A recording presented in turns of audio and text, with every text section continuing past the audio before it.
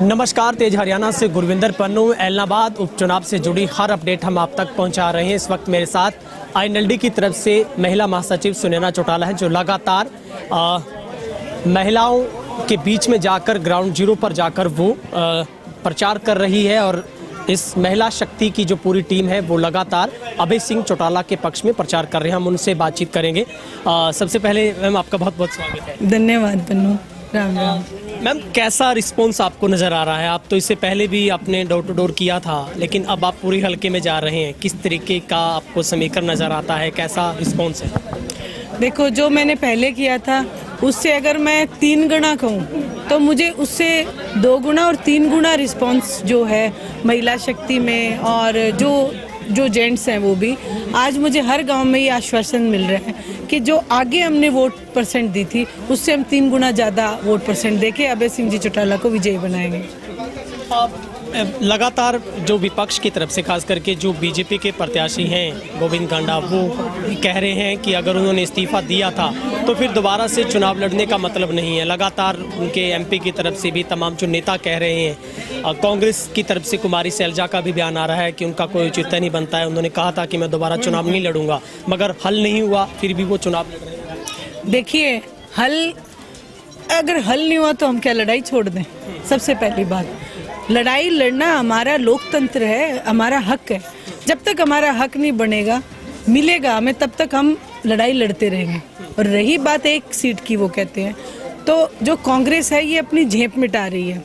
आप देखो, जिस वक्त एक सीट से इस्तीफा दिया था, 31 कांग्रेस के एमएलए को अभय सिंह जी चौटाला ने कहा था कि कांग्रेस वालों आप मेरे साथ आओ, क्योंकि एक अभय सिंह जी चौटाला और 31 कांग्रेस के 32 इस्तीफे होते।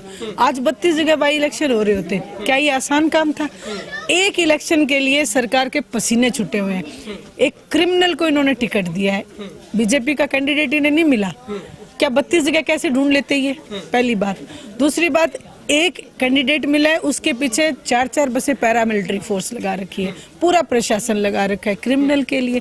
तो आप सोचो कि क्या हालात हो जाते हमारे हरियाणा प्रदेश में मध्य अवधि चुनाव होते। तो इसलिए ये जो कांग्रेस है ये जनक है इन 3 काले कानूनों की, इसलिए ये अपनी झेप मिटा रहे हैं। और यदि वो साथ देते किसानों का तो आज मंजर कुछ और होता, आज किसानों की मांगे मान ली गई होती। आपको क्या नज़र आ रहा है? मुख्य मुकाबला आपको कहाँ देख पा रहे हैं? अभय सिंह का मुकाबला सामने टक्कर में कौन नज़र आ रहा है?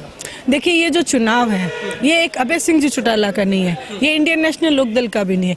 ये चुनाव जो है ये सिस्टम के खिलाफ लड़ाई है, ये किसान कमेरे मजदूर की लड़ाई है। एक सिस्टम के खिलाफ जो अनीतियां सरकार हमारे ऊपर थोप रही है उसके खिलाफ ये लड़ाई है। इसमें मैं इस दौड़ में अभय सिंह जी चौटाला के आसपास भी किसी को नहीं देखती हूँ, क्योंकि जो भी हैं भ्रष्ट हैं, उनकी सबकी जमानत जब्त होने वाली है। गोविंद कांडा की तरफ से ये आरोप है कि यहाँ पर लगातार इस पूरे इलाके को विपक्ष में रखा, 17 सालों में कोई विकास नहीं हुआ।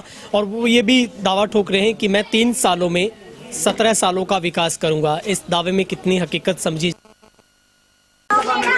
कितनी बार किसानों की आवाज उठाई है, कितनी बार जनता की आवाज उठाई है। ये लोग जनता की आवाज नहीं उठाते। और आप ये सोचो कि इनके भाई खुद संलिप्त है 7 केसों में। ऐसे लोग क्या विकास कराएंगे? ऐसे लोग कोई विकास नहीं कराएंगे, ये झूठ है। और भारतीय जनता पार्टी में जो भी आता है वो सिवाय झूठ के कुछ नहीं। अभी एक सबसे बड़ी समस्या 5 गांवों की नहर को लेकर थी, पेड़ पर पानी पहुंचाने को लेकर, और बीजेपी अब ये कह रही है कि हमने इस बार पहली बार ही चुनाव से पहले मुख्यमंत्री जी ने ऐसा कमाल किया कि आखिर तक पानी पहुंच गया है। सवाल ये भी अभय सिंह जी की तरफ से और कांग्रेस की तरफ से उठाया जा रहा है कि आखिर 17 सालों तक सुनवाई फिर क्यों नहीं की गई, क्योंकि इससे पहले लगातार 3 सालों